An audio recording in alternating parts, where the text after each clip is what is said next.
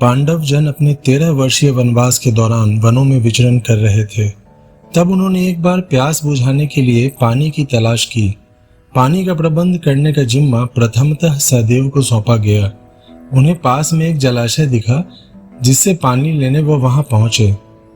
जलाशय के स्वामी अदृश्य यक्ष ने आकाशवाणी के द्वारा उन्हें रोकते हुए पहले कुछ प्रश्नों का उत्तर देने की शर्त रखी।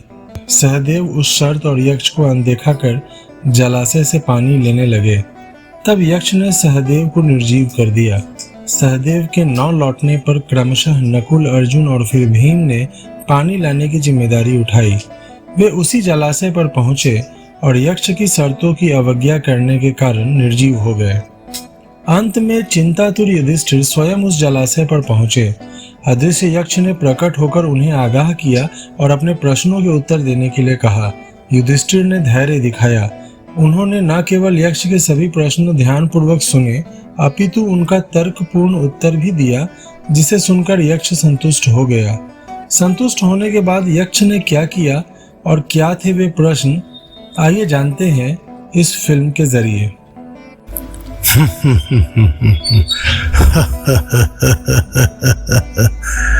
बोलो, कौन हूं मैं? तुम न यह शरीर हो, न इंद्रियां, न मन, न बुद्धि। तुम शुद्ध चेतना हो, वह चेतना जो सर्व साक्षी है। जीवन का उद्देश्य क्या है, बताओ। जीवन का उद्देश्य उसी चेतना को जानना है जो जन्म और मरण के बंधन से मुक्त है। जन्म का कारण क्या है, बताओ। अतृप्त वासनाएं, कामनाएं और कर्मफल, यही जन्म का कारण है। जन्म और मरण के बंधन से मुक्त कौन है? जिसने स्वयं को, उस आत्मा को जान लिया, वह जन्म और मरण के बंधन से मुक्त है।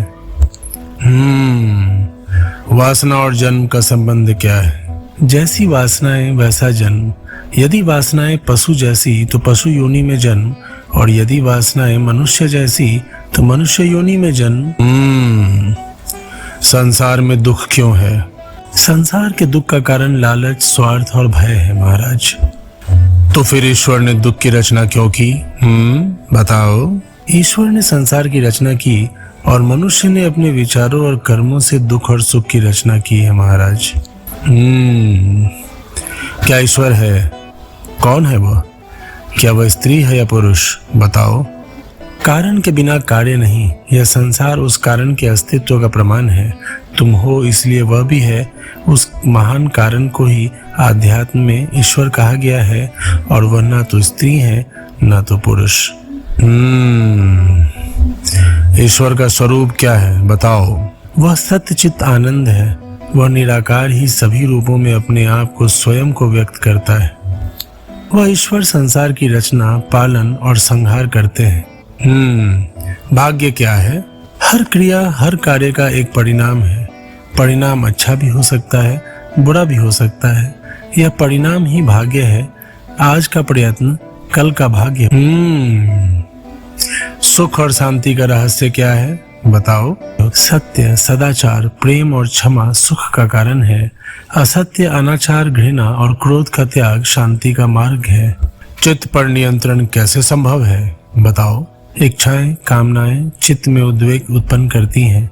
इच्छाओं पर विजय चित्त पर विजय है महाराज। सच्चा प्रेम क्या है, बताओ। स्वयं को सभी में देखना सच्चा प्रेम है।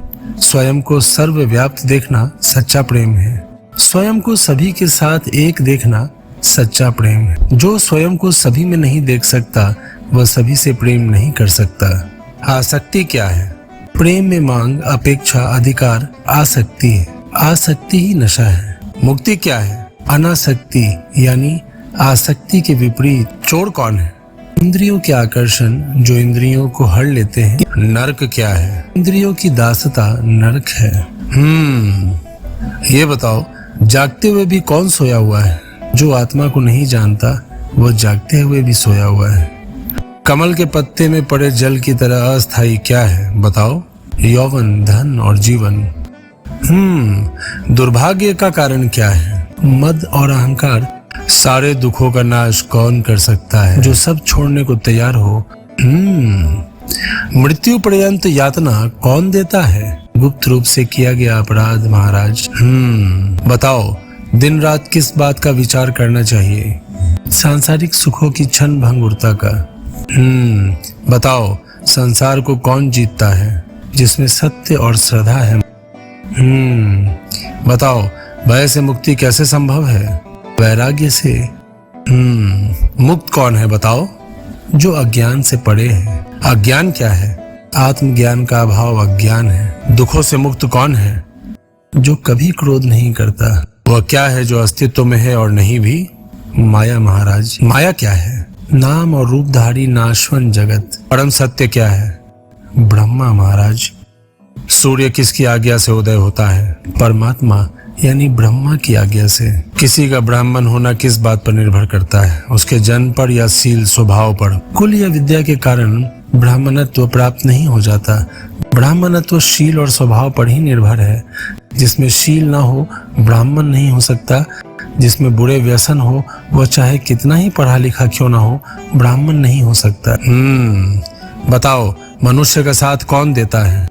धैर्य ही। स्थायित्व किसे कहते हैं? धैर्य क्या है? स्नान किसे कहते हैं? और दान का वास्तविक अर्थ क्या है? बताओ। अपने धर्म में स्थित रहना ही स्थायित्व है। अपनी इंद्रियों पर नियंत्रण रखना ही धैर्य है। मनोमलिन्य का त्याग करना ही स्नान है। और प्राणी मात्र की रक्षा का भाव। बताओ, कौन सा शास्त्र है जिसका अध्ययन करके मनुष्य बुद्धिमान बनता है? कोई भी ऐसा शास्त्र नहीं है महाराज। महान लोगों की संगति से ही मनुष्य बुद्धिमान बनता है। भूमि से भारी चीज क्या है? बताओ। संतान को कोख में धरने वाली माँ भूमि से भी भारी होती है। बताओ, आकाश से भी ऊंचा कौन है? पिता महाराज। बताओ, हवा से भी तेज चलने वाला कौन है? मन महाराज। घास से भी तुच्छ चीज क्या है? चिंता महाराज। विदेश जाने वाला का साथी कौन होता है? विद्या महाराज। घर में रहने वाले का साथी कौन होता है? पत्नी महाराज। मरणासन वृद्ध का मित्र कौन होता है? बताओ। दान, क्योंकि वही मृत्यु के बाद अकेले चलने वाले जीव के साथ साथ